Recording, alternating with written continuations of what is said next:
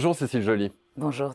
Vous êtes économiste, vous êtes en charge du pilotage de la prospective des métiers et des compétences à France Stratégie. France Stratégie pour lequel vous avez publié une étude récente, plus précisément une cartographie des compétences par métier que l'on peut retrouver en ligne facilement sur le site de France Stratégie en téléchargement gratuit. Alors d'abord, pourquoi cet exercice de cartographie? Quel était l'objectif? Alors la première raison, elle est évidemment conjoncturelle, hein, dans la crise passée qui se poursuit. L'idée d'identifier les compétences et favoriser les reconversions professionnelles entre les métiers en déclin et les métiers porteurs, puisqu'on a bien constaté que ce n'était pas tout à fait les mêmes aujourd'hui, et qu'on a aussi une raison plus structurelle qui, là, nous invite à penser sur la longue durée, pour favoriser l'appariement sur le marché du travail et donc identifier individuellement et plus précisément les compétences des métiers, puisqu'on a des mutations structurelles sur le marché du travail, qu'on pense à la transition écologique ou à la transition numérique, qui vont amener des reconversions et on a toutes sortes de mutations puisqu'elles sont permanentes. Et donc effectivement, on a besoin d'avoir quelque chose qui soit plus fin, pour pouvoir permettre plus facilement de valoriser les compétences qu'on a acquises dans un métier dans un autre. Alors quels sont les grands résultats qui ressortent de cette cartographie? Alors nous avons identifié des compétences techniques d'un côté et des compétences transversales de l'autre à partir de sources qui sont issues de Pôle emploi, de la DARES ou de l'OCDE. Ce qui est intéressant dans cette étude, c'est que c'est la première fois qu'on essaye de les quantifier, hein, ce qui est quelque chose qui aujourd'hui est assez flou et on dit beaucoup de choses qui ne sont pas nécessairement robustes. Donc là, ça a été un effort méthodologique important. Les compétences techniques, grosso modo, ce sont des compétences qui sont spécifiques au geste métier. Donc pour un agent de l'hôtellerie-restauration, c'est faire de la sommellerie, de la cuisine ou de la plonge, mais c'est aussi faire de la gestion des stocks. Et puis, on a des compétences transversales qui, elles, sont partagées par l'ensemble des métiers et qui vont être des compétences comportementales, d'interaction sociale, de gestion aussi de la charge émotionnelle qui est très importante chez les soignants, mais qui va être aussi très importante dans des professions auxquelles on ne pense pas comme police, armée ou pompiers.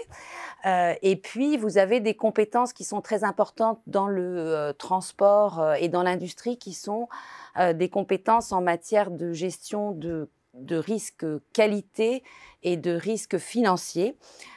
Et enfin, on a des compétences qui sont des compétences plus de base, hein, que sont la littératie et qui sont des connaissances en fait davantage, que sont la littératie, la numératie et la bureautique, et qui sont des compétences qui, elles, sont très très largement partagées par l'ensemble de la population en emploi.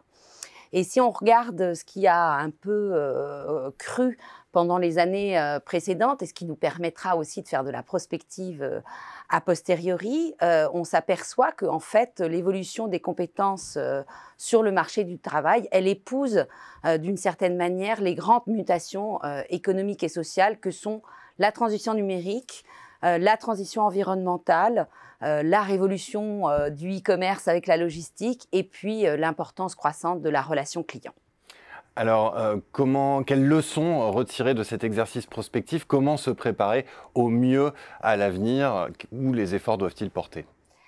Alors, la chose positive hein, que révèle cette étude, la première, c'est qu'on peut identifier des passerelles auxquelles on n'avait pas pensé, hein, puisqu'on se rend compte qu'effectivement, la capacité à gérer la charge émotionnelle, elle est présente chez les caissiers, par exemple, qu'on peut transférer dans les métiers du care qui sont très en croissance. Et c'est l'objectif des dispositifs comme Transco d'essayer d'améliorer la reconversion professionnelle. En même temps, on voit aussi que tout le monde n'est pas égal devant la formation tout au long de la vie. Les chômeurs en particulier sont particulièrement mal lotis puisque quand on est éloigné de l'emploi, on perd en compétences parce que les compétences, elles ne s'acquièrent pas uniquement en formation. Une compétence, c'est une mise en œuvre concrète d'un savoir, c'est pas juste une acquisition théorique et que donc on a effectivement des pertes en ligne et donc l'objet en particulier du plan d'investissement dans les compétences qui est axé sur les chômeurs peu qualifiés et sur le jeune ni en emploi ni en formation, c'est de renforcer la formation de ces gens qui sont éloignés du marché de l'emploi et où ils ne vont pas pouvoir acquérir de compétences.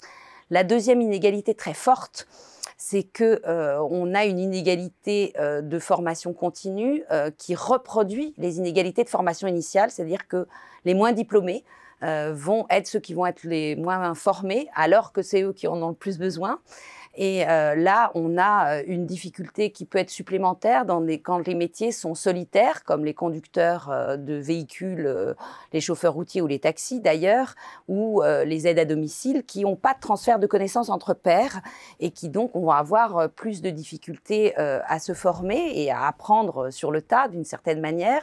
Et puis, de ce point de vue, vous avez aussi la question des organisations du travail, des environnements de travail qui sont plus ou moins favorables à l'acquisition de connaissances, donc ce qu'on appelle les organisations apprenantes, où vous avez à la fois du transfert entre pairs, des opportunités d'apprendre tous les jours.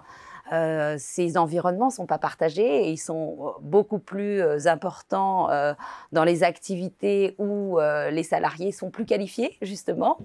De ce point de vue, c'est une question qui, elle, doit être résolue dans les entreprises et sans doute par le dialogue social.